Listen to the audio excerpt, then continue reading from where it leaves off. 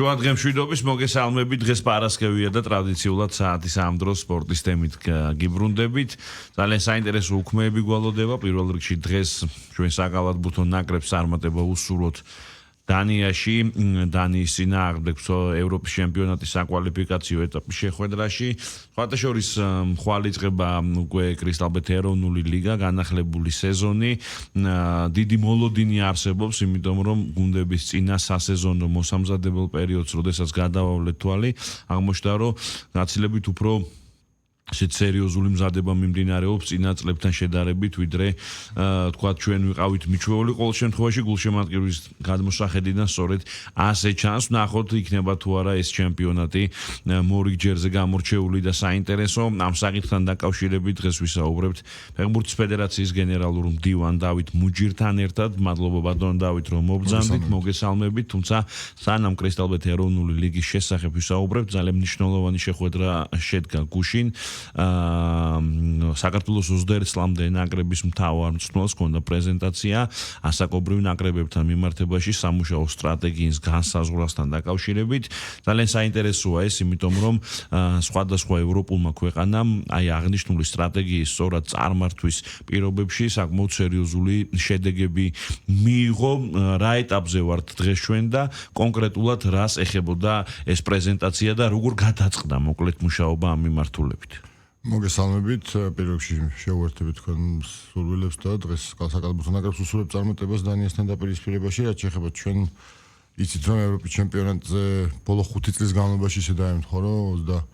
21 წლიდან 25 წლის ჩავთვლით 5 ევროპის ჩემპიონატზე ვითამაშეთ ზედიზედ, ეს იყო ეროვნული ნაკრები, რომელსაც ყველას გახსოვთ 24-ში, ორჯერ ვითამაშეთ ფუტზალის ევროპის ჩემპიონატის ფინალური ეტაპი და ორჯერ ახალგაზრდულმა ნაკრებმა მოახერხა ერთხელ მასპინძლის რანგით იყო საქართველოს და როდესაც ჩატარდა 23 წელს და მაშინ პლეი-ოფის აგზური მოვიპოვეთ, ჯგუფიდან გავედით, ბელგია, პორტუგალია, ნიდერლანდები ჯგუფში და საკმაოდ წარმატებული ევროპის ჩემპიონატი გამოვიდა.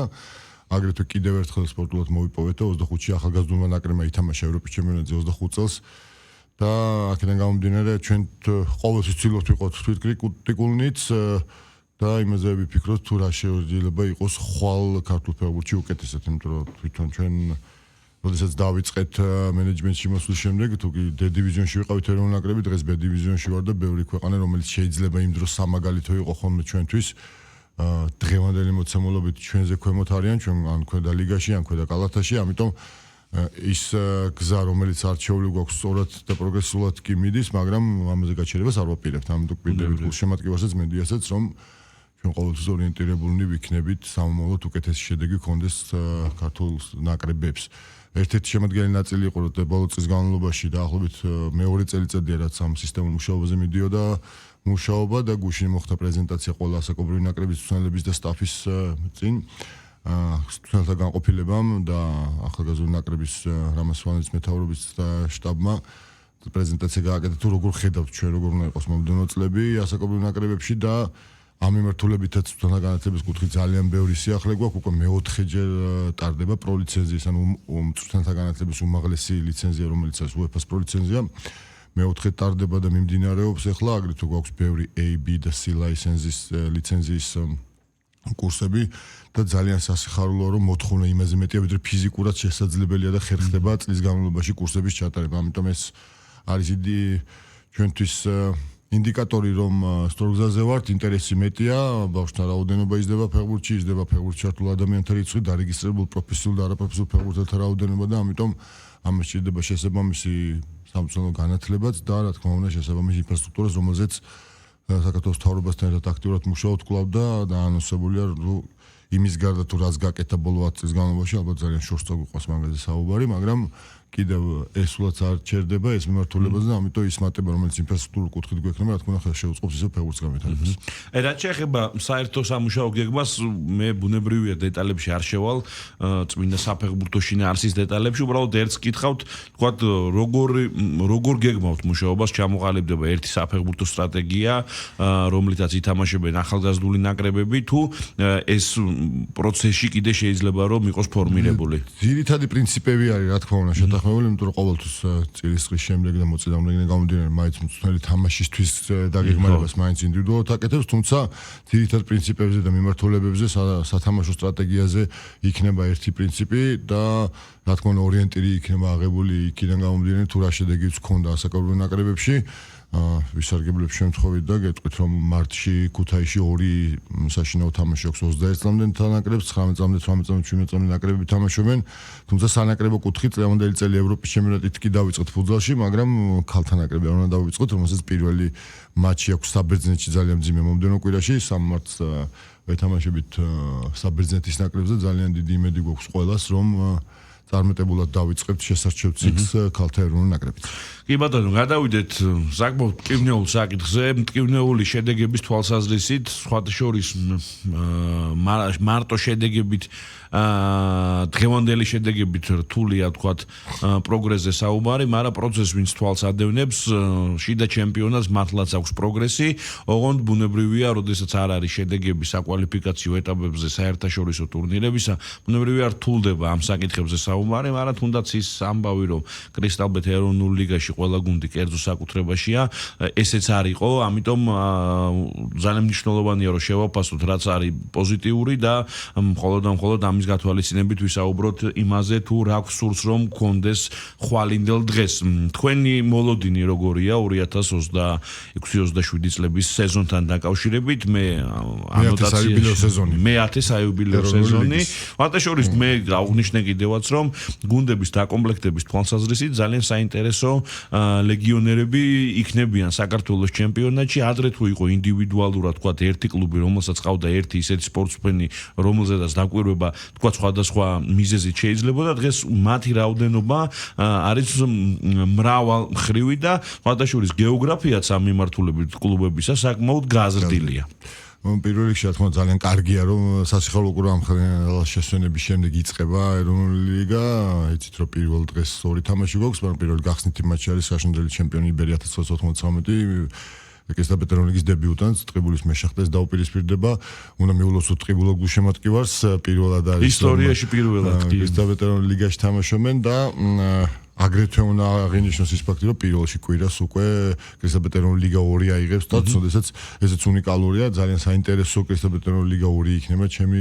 ვარაუდით 10 რაიონის და რეგიონის გუნდია წარმოდგენილი და საკმაოდ საინტერესო კრისტალბეთ ეროვნული ლიგა 2 იქნება. რაც შეეხება კრისტალბეთ ეროვნულ ლიგას, რა თქმა უნდა, სწორება ყველას გვაქვს იმაზე, რომ ჩემპიონატი მიმდინარეობს კონკურენტუნარიან გარემოში მაქსიმალურად მიახლოებული ევროპულ სტანდარტებთან და ამის ინფრასტრუქტურა გვაქვს დღეს. კარგია რომ გუნდის მენეჯმენტიც ესე ხედავს, გუნდების მენეჯმენტი და თუ კი გადახედავთ როგორც თქვენ ახსენეთ მოსამზებელ პერიოდს მართლა რომ სანიმუშო სამაგალითო იყო შეიძლება ყველაში კლუბმა მოახერხა სათანადო ტურნირების გავლა ეს მხოლოდ ჩვენ არა კლუბებმა დაადასტურეს და ყველა აღნიშნა რომ ნაყოფიერი და პროდუქტიული მოსამზადებელი პერიოდი გაიარეს ყველას ქონა საკმარისი საერთაშორისო თამაშების რაოდენობა და თავარი გამოწვევა რაც გვჭება წარმატებული ვიყოთ ევროტურნირებზე შესაბამისად ფეხბურთის ფედერაციამ კლუბებმა უნდა შევძლოთ რომ კრისტალბეთ ეროვნული ლიგა კი არის კონკურენტუნარიანი კი არის იმ გარემოში რომ ხელი შეგვიწყოს როგორც მინიმუმ კონფერენციის ლიგის ან ევროპის ლიგის და ჩემპიონთა ლიგის ჯგუფურ ეტაპზე გასვლაში მაგრამ საერთო ჯამში მაინც საფრთხოლომდე უნდა ვისურვოთ რომ ყველა გუნდი მოემზადოს ევროტურნირებისთვის ისე რომ საქართველოს წარმოჩინოს კარგად სამწუხარო რეალობა ის გვაქვს რომ ერთი ადგილი დავკარგეთ ევროტურნირებზე საკვალიფიკაციო ეტაპზე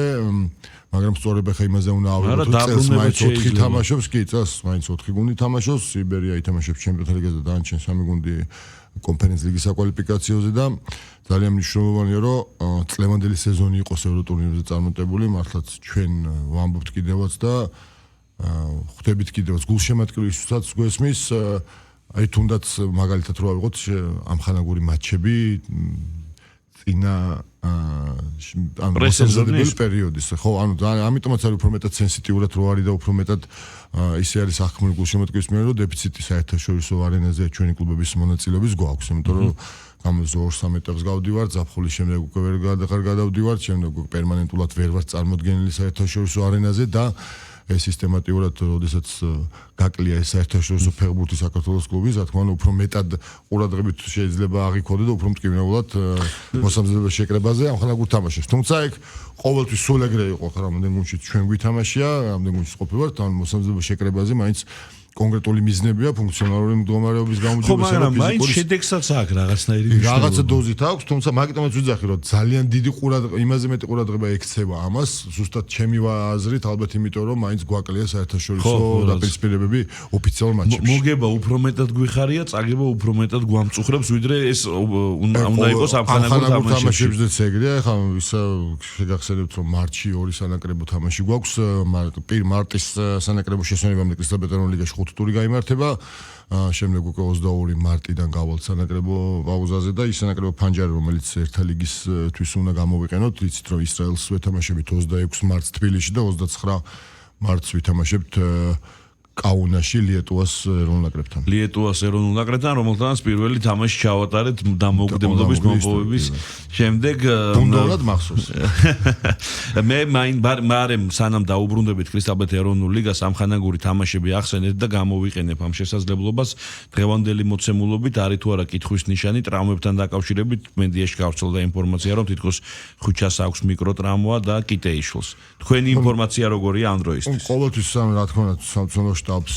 იაშვილს, იაშკას, ვილის ყმათთან კომუნიკაცია აქვს, რამდენიმე შეხვედრაზე უკვე იმყოფებოდნენ. ამ კვირაში ვილის დაგეგმილი აქვს კიდევ 2 ლეგიონერის მონახულება და ინდივიდუალური საუბრების შემდეგ, რა თქმა უნდა, შემდეგ ხდება ხოლმე ნაკრების შემადგენლობის შერჩევა. რა თქმა უნდა, მარტის სანაკრებო ფანჯარა არ იქნება გამონაკლისი და უძლიერესი შემადგენლობით შევიკრიბებით, იმიტომ რომ ეს შეხვედრები მოგცემს დაახლოებით მეტოქეებიც იმის მიხედვით არის შერჩეული თუ რა ჯგუფში ვართ, რომელ ლიგაში ვართ დღეს და იცით რომ სექტემბრის თვიდან საკმაოდ მძიმე სანაკრებო ფანჯარა გვექნება ოფიციალური მატჩები სექტემბერ-ოქტომბერში, იმიტომ რომ 4 თამაში ერთად უწევს, 2 საშინაო შეხვედრით ვიწყებთ, ჩრდილოეთ ირლანდიასთან სამწუხარო რეალობა გვაქვს, რომ გულშემატკივრის გარეშე მოგვიწევს თამაში პირველ საშინაო შეხვედრაში და რა თქმა უნდა ჩვენი მე მგონი ჩრდილოეთ ირლანდიასთან ჯობდა უმაყურებლად თამაში, ესე არჩევანის წინაშე თუ დავდგებოდით. დღეს ჩვენ სულ ვიძახთი რომ ჩვენ ლიგაში და B დივიზიონში, ერთ ლიგის B დივიზიონში ესე იოლი მეტოქეები არ არსებობს, კარგია რომ ამდვართ პროგრამა მინიმუმი რა თქმა უნდა იქნება რომ სულ შევინარჩუნოთ ადგილი იქ და პროგრამა მაქსიმუმი რა თქმა უნდა არის რომ აღვზევდეთ და A დივიზიონში მოვიპოვოთ საგზური, თუმცა დღევანდელი რეალობით ანუ თანაბარი ჯგუფია, გვაქვს სასიხარულო ყავს ისეთი გუნდი, რომელსაც შეუძლია რომ კონკურენცია გაუწიოს მოწინააღმდეგეს B დივიზიონშიც და თუ კი რამოდენიმე წლის წინ ჩვენთვის ახლა წილის ხაზეც რომ მივიდივართ, მაშინ ხვდებით ხოლმე რა დაახლოებით 21 პირველ წლის ხაზზე ჩავედით, პირველი ჩვენი ჯგუფი იყო ხოლმე და D დივიზიონი და ახლა ამ ბოლო წლებია კარგია რომ სხვა დივიზიონების მოცდა და შემდეგ უკვე ჩვენი ჯგუფის და ჩვენი მეტოქეების განსაზღვრის მოსმენა გვიწევს, მაგრამ რა თქმა უნდა ვისურვებდით ყველა რომ A დივიზიონში გადავიდეთ. სხვათა შორის კენჭისყრასთან დაკავშირებით გარკვეული მოსაზრებები სოციალურ მედიაშიც ჟურნალისტებმაც გააჟღერეს. ფიქრობ რომ შეიძლებოდა თქვათ შედარებით უკეთესი ჯგუფი ყოფილიყო სირთულის თვალსაზრისით და შეიძლებოდა ცალსახად რომ უარესიც ყოფილიყო, მაგრამ მაინც B დივიზიონი არის ის დივიზიონი, სადაც არ გაქვს მოლოდინი რომ ან განსაკუთრებულ რთულ მეტოქეებთან გექნება თამაში, ან განსაკუთრებულად სუსტებთან. მე მაინც გონია რომ ვართ იქ, სადაც დღეს უნდა ვიყოთ და თუ რამეზე გვაქვს ამბიცია, სწორედ აქ უნდა დამტკიცდეს. თქვენ როგორ უყურებთ? შეიძლებოდა რომ თქვათ უფრო სუბუქი იცით წილის რამდეც ჩვენ ისე ვიყავით რომ რა თქმა უნდა წინა სოფლიო ჩემპიონატის შესარჩევზე ცალსახად არ გაგვიმართა და ესე რომ თქვა ორი ძალიან რთული მოწინააღმდეგე ყავდა, რომელიც ჯგუფის ფავორიტებად ითვლებოდნენ და სამწუხაროდ ვერ მოვახერხეთ. თუმცა ვერ მოვახერხეთ ამ ჯგუფში გამკლავება, ამ გამოწვევის ზაფხული სპორტის სახეობებში ესპანეთი სადაც ხდება. არავის არ უხარია იქ ყოფნა, მაგრამ მე მგონი არ ჩვენი ყოფნა უხარია თემატიკა. ჩვენ თქვით კიდევ გადაცემის გადასწყვეტში თქვი რომ ვცდილობთ რომ ვიყოთ ვიტკიდკოლნი და მაინც ჩვენი შესაძლებლობის მაქსიმუმი არ გამოგვივლენია აქ და ესე რომ ვთქვათ არ დაგვიმსახურებია რომ ამ ჯგუფიდან ჩვენ გავსულიყავით, გვაქვს მეტის რესურსი, შეგვიძლია უკეთესად ვითამაშოთ და თუ კი შევძლებთ და უკეთესად ვითამაშოთ და უკეთესად წარმოვაჩენთ თავს ამ ჯგუფში B დივიზიონშიც, მგონია რომ წარმატებაზე ფიქრის შესაძლებლობა გვაქვს.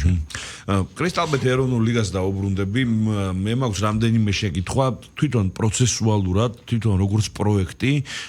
მე-10 სეზონი იწყება თქვენი ხელმძღვანელობით, რო გაავლოთ პარალელი, თქვა, პირველ ჩემპიონატს, როცა თქვენ დაიწყეთ და დღეს, რას გამოარჩევდით, თქვა, პროგრესს და რას გამოარჩევდით საკითხს, რომელიც ჯერჯერობით ისევ მოსაგვარებელია, განსაკუთრებულად რაც გაწუხებთ. ხო, მიცით რა მნიშვნელოვანი არის რომ ის მოცემულობა რომელიც დღეს გვაქვს წლების განმავლობაში ხა ერთიანად ერთ წელიწადში ყველაფერი ვერ სწორდება. ამიტომ თუ კი გავალებთ პარალელს როგორც წეგეთ ჩემპიონატ დასაწყისში ან კრისტალბეთ ეროვნული ლიგის პირველ სეზონსა და წლევანდელ სეზონს შორის შაშანდელ სეზონს შორის რა თქმა უნდა ძალიან დიდი სხვაობა და პოზიტიური ცვლილებები გვაქვს ინფრასტრუქტურული კუთხით, იმიტომ რომ სატარდებოდა ჩემპიონატები თუ რა მოედნებზე და რა სტადიონებზე, მას შემდეგ ქვეყანაში ჩვენ ქვეყანაში საკმაოდ მცირე ქვეყანა ვარ, დღევანდელი მდგომარეობით 4 სტადიონი გვაქვს,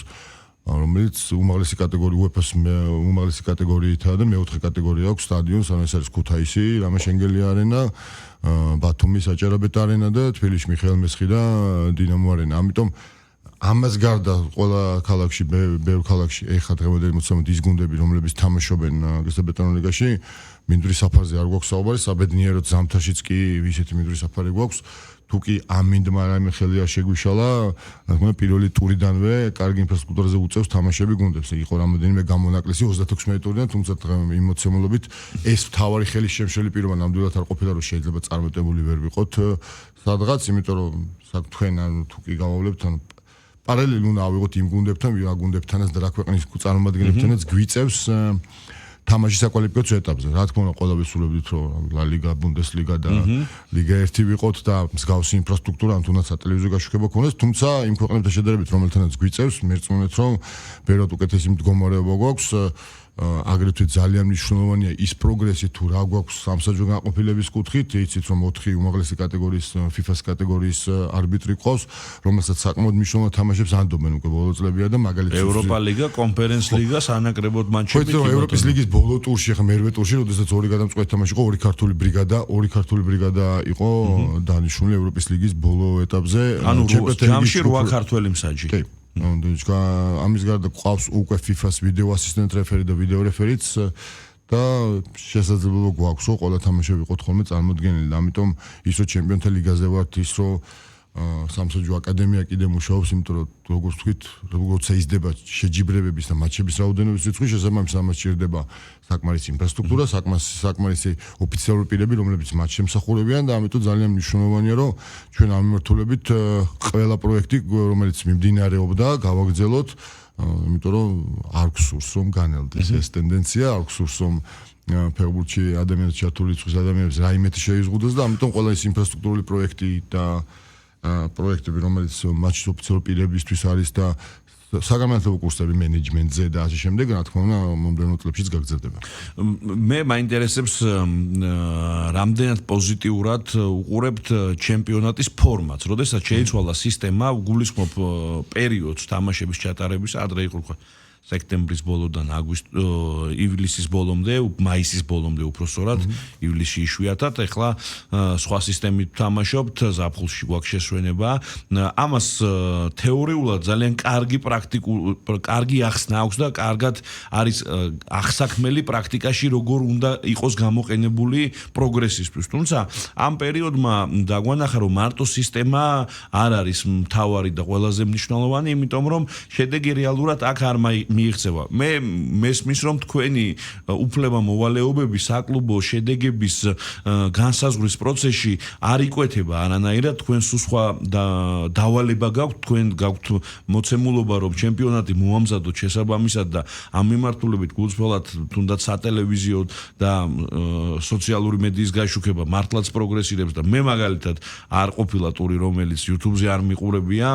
ერთი თამაში მაინც და ჩემთვის მნიშვნელოვანია რომ ხელმისაწვდომია, მაგრამ აი ფორმატთან დაკავშირებით ხო არ ფიქრობთ რომ გადაიხედოს, რადგანაც შედეგი არ გვაქვს. გვიფიქრია ჩვენც ამაზე, ანუ თუნდაც მაგალითისთვის გეტყვით, რომ ანუ ეხლავინდელი გარკვეული რადგან არის 4 გუნდი, რომელიც ევროტურნირებზე თამაშობს, ის ცვლილებები, რომლებიც თუნდაც მაგალითისთვის რო ავიღოთ დღეს იბერიაში მიმდინარეობს რამოდენიმე ფეხბურთელმა ჩემპიონატის დასრულების შემდეგ გუნდი დატოვა, მათი ჩანაცვლება ხდება. ჩემი აზრით დღეს უკეთესია, იმიტომ რომ კლუბს ევროტურნირ თუ ჩემპიონი გახდებით ევროტურნირამდე როდესაც 11 თამაში არ გაქვს, სხვა მოცემულობა როდესაც ესეთი ცვლილებები აქვს გუნდში და სხვა მოცემულობა როდესაც წინ 2 წრე გაქვს 18 ოფიციალური თამაში. 18 თამაში გამოჩნდება ამას დაემატება ხო კი ევროტურნირებამდე თუ არ ვთქვით 19 ან 20 ტური გვიწევს, პლუს კიდე სუპერთასის გათამაშებაზე 2 თამაში უწევს ჩემპიონს, ამიტომ ამ და კიდევ ერთი სატრანსფერო ფანჯარა ზაფხულში, სადაც განხილება გამოჩნდეს რომ რაღაც დეფიციტი გვაქვს რაღაც პოზიციებზე იმისათვის რომ ევროპულ სარბიელზე წარმატებაზე იფიქრო, ამისათვის კიდევ ერთი სატრანსფერო ფანჯარა უწევს 6 კვირიანი ზაფხულში და ამიტომ ძალიან მნიშვნელოვანია რომ კლუბებმა ეს სწორად გამოიყენონ, ანუ მაგალითისთვის არ მინდა არ მიყვარს ხოლმე შედარება, აი მოდი მაგალითად ავიღოთ ნორვეგიიდან ბოდო გლიმს მთელი დეკემბერი არ უთამაშია, ეხაც არა აქვთ ჩემპიონატი აქტიური, მაგრამ მილანის ინტერი გამოთიშა ასპარეზობას და გავიდა ჩემპიონთა ლიგის მეორე თავი ორიენტირი მაინც ახლა მეორე ფინალზე პლეიოფამდე და ჩემპიონთა ლიგის პლეიოფამდე ჯერ შორს ვართ, რა თქმა უნდა ყველასა თავის მიზანი გვაქვს, მაგრამ ნუ ევროტურნირებზე ჩვენი ფორმატის მქონე ქვეყნებს როდესაც შევხვდით სამწუხარო წარმატება არ ქონია. ანუ ხვდებით რას ვიძახი რომ ანუ იგივე ბოდო გლიმტი რადგან ახსენეთ, ანუ ზაფხულში ჩემპიონთა ლიგის აგზურიც მოიპოვა და შემდეგ უკვე წარმატებული სულაც განაგრძო. მაგრამ ეს არ არის ჩვენ არ გვაქვს აქცენტი გაკეთებული თუ რა შეიძლება არ იყოს ხელი შემშელი. ჩვენ უფრო არ ორიენტირი გვაქვს რა შეიძლება იყოს ხელი შემწყობი. ამიტომ მე ვფიქრობ რომ გვისაუბრია და ჩემ მენეჯმენტსაც კლუბებთანაც რომ ეს ფორმატი დღეს მაინც ყველა ჩემ ფორმატებთან შედარებით არის ოპტიმალური იმისათვის, რომ უკეთესად იყოს გუნდი მომზადებული ევროტურნირებისთვის. ამიტომ ეს იყო ორიენტირი, ანუ სხვა ალტერნატიულ გზებზე გვიფიქრია, სხვა ალტერნატიულ ფორმატებზეც გვისაუბრია, მაგრამ ყოველთვის კლუბებთან ერთად ყოველ წელს ვხვდებით იცი წლის დასაწყისში, წლის დასასრულსად შემაჯამებელზე და ყოველთვის ფიქრობდით და ერთ აზრზე ვართ, რომ ეს ფორმატი დღეს არის ოპტიმალური იმისათვის,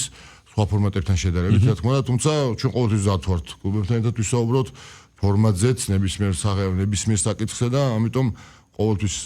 როდესაც შევჯერდებით ხოლმე რაღაც პოზიციაზე ფეხბურთის განვითარების ინტერესებიდან გამომდინარე, იმიტომ რომ თითო კლუბის ინტერესს ვერ მოარგებს ფეხბურთის ფედერაცია, ამიტომაც არის, რა თქმა უნდა, ჩვენ ყოველთვის დაფიქსირებული გვაქვს პოზიცია, რომ როგორც უმეტეს ქვეყანებში, ყველა ქვეყანაში არ არის ესე, მაგრამ პროფესიული ფეხბურთის ლიგა, ესე ვთქვათ, დამოუკიდებელი ურდული პირი არის, რომელიც ატარებს ხოლმე ჩემპიონატს და პასუხისმგებელია ჩემპიონატის ჩატარებაზე. ნუ დღეს ისეთი რეალობა გვაქვს, რომ ფეხბურთის ფედერაცია ეს ორივე ერთად და ჩვენ მზად ვართ კიდევ ერთხელ გავხსნათ საუბრები იმის შესახებ, რომ პროფესიული ფეხბურთის ლიგა არსებობდეს და გქონდეს თანამშრომლობა. ოღონდ ფეხბურთის ფედერაციის შესანახი რო არ იყოს წარსული გამოცდილების გათვალისწინებით. ისეთ რა ჩვენ ისედაც ანუ თუ ახსენეთ კიდევ 180-ე თამაში ლაივში გვაქვს და ეს უკვე მე-10 წელია რა პერმანენტულად სისტემატიურად ესე გვაქვს რომ ყველა ჩემპიონატში ხდება, რა თქმა უნდა ვისურვებდით ყველა მეც მათ შორის რომ უკეთესი სატელევიზიო პროდუქტი გქონდეს, თუმცა მე რწმუნეთ რომ ის გუნდები რომლებიც ჩვენზე წინ არიან, ის ქვეყნები რომლებიც რეიტინგში ჩვენზე წინ არიან დღეს სპორტული თვალსაზრისით, მათთან უკეთესი მდგომარეობა არ მოდის ბილათ ვიტყვი, ანუ მე არ ვიტყვი ჩვენთან ფიქრად უკეთესი მდგომარეობა ამ მიმართულებით, გეტყვით რომ ჩვენ ანუ ეს არ არის თავარი. მოდი მაგალითების დონეზე გავიდეთ. ხა მე დარწმუნებული ვარ რომ მოლდოვის ჩემპიონატი, საქართველოს ჩემპიონატს არ ჯობია არაფრით. მაგრამ მოლდოვის შერიფის პრეცედენტმა ეს შეკითხვები გააჩინა. ამიტომ ბუნებრივია თქვენ რაზეც საუბრობთ. ალბათ ეს ძალიან მნიშვნელოვანია, თუმცა ყველაფრის დაბრალება, ვთქვათ, ამ ფორმატზე, ამ ფედერაციაზე, ან თოლზე, ან წვიმაზე არ შეიძლება, ამიტომ რომ მაინც საკლუბო დონეზე წარმატების მისაღწევად გამოიკვეთა, რომ სტაბილურობაზე უფრო მეტად მნიშვნელოვანი არაფერი არ არის. ვიცით როგორ არის ახლა ჩემი მხრიდან შეიძლება საერთოდ მოლდოვის ჩემპიონატი ახსენეთ, მე თვითონ თამაშები მაქვს და არც კოლეგიალური იქნება ახლა პარალელები გავავლო ჩემი მხრიდან. ძალიან მნიშვნელოვანია, მაგიტომ ამბობ რომ ეს არ არის ის რა თქმა უნდა ყველა ვისურვებთ უკეთესი გქონდეს ყველაფერი, უკეთესი თუნდაც ინფრასტრუქტურა, ახლა ისეთი ქვეყნის წარმოადგენლები ხდებიან ჯგუფურ ეტაპზე, რომ ჩვენთან შედარებით ინფრასტრუქტურული კუთხით საერთოდ ძალიან შორს არიან. ეს ფაქტია, ახლა მაგას ვერ გავექცევით, რომ ხანდახანდი მაგ ქვეყნებში ბევრი ისეთი ქვეყანა დღეს კრისტალბეტონური ლიგაში გვაქვს იმის შესაძლებლობა, რომ მაქსიმალურად მიახლოებული და უკეთესო პირობებში ვითამაშოთ. ანუ როგორც არ აქვს ბევრ ქვეყანას იმის ფუფუნება, რომ 4 უმაღლესი კატეგორიის სტადიონი ქონდეს საუკეთესო მინდვრის ხარისხით. ეს 4-იანობით. მე აღარ გეუბნებით გორში როგორ მდგომარეობა, მე არ გეუბნებით მესხი 2-ზე რომ თამაშობენ წელს, მაგალითად სპაერი დებიუტანტი, აგრეთვე მიულოცოთ, ითამაშებს მესხი 2-ზე, რომელზეც მინდვრის საფარი ისეთი ხარისხისაა, რომ მე ჩემ დროს აღარ გეუბნებით, ბევრი ქვეყანა დღევანდელი მოცემულობით და წინატრებდა, აგრეთვე პეტროშვილი არენაზე ითამაშებს გაგრა და რუსთავი, რუსთავ სტადიონი აუშენდება და გადაინაცვლებენ რუსთავში, ანუ სტადიონი აუშენდება თან საუკეთესო სტადიონი აუშენდა. უმაღლესი კატეგორიის არა, მაგრამ მესამე კატეგორიის იქნება, მაგრამ საკმარისად თუმკი მეოთხესი იქნება, რა თქმა უნდა, ჩვენ მზად ვართ, ესეთია მესამე ან მეოთხე კატეგორიის სტადიონი იქნება. დიდი მნიშვნელობა ახლა კრისტალბეტ ეროვნული ლიგისთვის ამას არ აქვს, საერთაშორისო ასპარეზზე თამაშებისთვის აქვს. ზოგი შეჯიბრი არის, რომ მესამე კატეგორიის სტადიონი საკმარისია, ზოგი შეჯიბრი არის, რომ მეოთხე ჭირდება, მაგალითად ჩემპიონთა ლიგის ჯგუფურ ეტაპს მაგალითად, მაგრამ ჯგუფურ ეტაპამდე მივიდა და ამის შესაძლებლობა და რესურსის ინფრასტრუქტურა დავახმართ, ხო? ჩემპიონ იმ გუნდს, რომელიც ჩემპიონთა ლიგის აგზურს მოეპოვეს, ქვეყანაში 4 სტადიონიდან ერთი შერჩევის შესაძლებლობა კი ბატონო. სხვათა შორის ინფრასტრუქტურა შეეხეთ და ეს ძალიან მნიშვნელოვანი საკითხი არის მარტო სათამაშო კომპონენტების გათვალისწინებით არა, კარგ მინდორზე თამაში ფეხბურთის უფრო კარგია და ადვილია და სანახაობაც მეტია, მაგრამ როგორი მოქმედა ამ პროცესმა მენეჯმენტის თვალსაზრისით, იმიტომ რომ როდესაც ბიზნესმენი არის დაინტერესებული, არ ამგონია რომ მოუნდეს გუნდთან თანამშრომლობა, რომელსაც არც ბაზა აქვს, არც სტადიონი აქვს, ან თუ აქ არ აქვს შესაბამის მდგომარეობაში. ამ პროცესმა რამდენად გაამარტივა ბიზნესის შემოსვლა ქართულ ფეხბურთში. იცით როგორ არის კლუბებს შესაძლებლობა დღეს აქვს კრისტალბეტ ეროვნულ ლიგაში საუკეთესო პირობებში ივარჯიშონგელებას და არა მარტო სათამაშო გარემოს შექმნაზე, ანუ ხა თუ კი ავიღებთ, ან თუნდაც სპონსორებზე და ბიზნესზე რადგან ეძახის, დღეს 4 სტადიონია ქვეყანაში, სადაც სარეკლამო შესაძლებლობები ეს ლედბანერებით არის. ანუ სარეკლამო შესაძლებლობები უკეთესად არის, იცით რომ ჩვენ ვავალდებულებთ კლუბებს და მათ შორის ჩვენ ფინანსური რესურსი გვაქვს გამოყოფილი იმისათვის, რომ სტადიონები შეფუთული იყოს სარეკლამო მიმართულებით ისე, რომელიც გავს ევროპის სტანდარტებს რო შეესაბამება და კრისტალბეტ ეროვნული ლიგის სტანდარტებს შეესაბამება, ამიტომ მნიშვნელოვანია, რომ კლუბებმა ხარი აგვიმარს, სპონსორებიც მოიზიდონ, იმიტომ რომ თვითონ კონკურენციაში ერთმანეთთან აქვთ ეს ამბიცია, აქვთ უკეთესი პირობების შესაძლებლობა და მოლოდინი იმისა, რომ უკეთეს პირობებზე ივარჯიშონ, რა თქმა უნდა, ყველას აქვს და იციან, რომ თუ კი სხვა გუნდი ბევრად უკეთეს პირობებში ივარჯიშებს, უკეთეს შედეგი ექნება. ამიტომ დღეს ქვეყანაში არის შესაძლებლობა, რომ საუკეთესო პირობებში ივარჯიშო, საუკეთესო პირობებში ითამაშო და შესაბამისად წარმატება ქონდეს შემდეგ უკვე ევროსარბიელზეც. და ბოლო შეკითხვა, ოღონდ გეკითხებით როგორც ფეხბურთის გულშემატკივარს ან ყოფილ ფეხბურთელს, როგორც საფეხბურთო ფუნქციონერს ისე არა. დღეს თქვენი აზრით მთავარი გამოწვევა ქართული კლუბებისა რა არის იმისათვის, რომ წარმატებას მიაღწიონ, არის თუ არა სტაბილური შემადგენლობის შენარჩუნება რამდენიმე წლის განმავლობაში ყველაზე მთავარი. იცით როგორ არის რა თქმა უნდა ერთ-ერთი შემადგენელი ნაწილია და არ არის ეს უმთავრესი რა, ანუ ერთ-ერთი არის მაგრამ ძალიან მნიშვნელოვანია სტაბილურობა ქონდეს გუნდში და არა შემადგენლობის კუთხე. სტაბილური იყო წარმოდგენილი იმისათვის, რომ ამბიცია ქონდეს და რაღაცა დაგეგმილი სისტემის სტრატეგიის შესაბამისად მიდიოდე დასახული მიზნისკენ. თუ კი ამის სახელით რომ ყოველთვის ფეხბურთი ჩვენთან მით უმეტეს საქართველოში, თუ კი გადავხედავთ პრაქტიკას, ძალიან რთულია ერთი და იგივე შემადგენლობის შენარჩუნება, თუმცა ჩანაცვლება როდესაც მოხდება და გუნდი კლუბი როდესაც სისტემურად მუშაობს, ჩემი აზრით ჩვენ დღეს რესურსი გვაქვს უკეთესი ვიყოთ რა, მოდი ესე ვთქვათ ორიენტირი ავიღოთ რომ რომელიმე ჯგუფურ ეტაპზე ავიდეთ კი სპორტია, თუმცა არც ისე წარმოგვიჩენია თავი ბოლო წლების სამწუხაროდ, რომ დაგვიმსახურებათ, თორე არის შემთხვევები სპორტში, რომ შეიძლება იმსახურებდე, არ გაგიმართლოს და ასე შემდეგ. ანუ ჩვენ რატომღაც ბოლო წლები რაღაცას დავაკელით და ყველაზე მტკივნეული რაც იყო ჩემთვის თუ კი ახლა ფუნქციონერს არ მეკითხები და მენეჯმენტიდან არ მეკითხები და რაღაცნაირად, ანუ მაგრამ სულ მგონია რომ სადღაც სხვაგან ვეძებთ მიზეზს, სულ სხვა რაღაცა მგონია მიზეზი და ცოტა კონცენტრაცია გვეკარგება ყველას იმ მიზანზე, რომელიც შესასრულებელი გვაქვს. აი ეს მგონია რომ ეს არის გვაქვს გამოსასწორებელი. კი ბატონო, წარმატებებს გისურვებთ, გულშემატკივარს უსურვებ, რომ თქვენი მოლოდინი გამართლდეს თუნდაც კრისტალბეტ ეროვნული ლიგის ფორმატში და მე ბუნებრივია რომ ევროტურნირებზეც ღირსეული ჩვენი გამოსვლა იქნება მორიგი დადებული აგური ქართული ფეხბურთის შენების საქმეში, მე მომავალ პარასკევამდე დაგემშვიდობებით.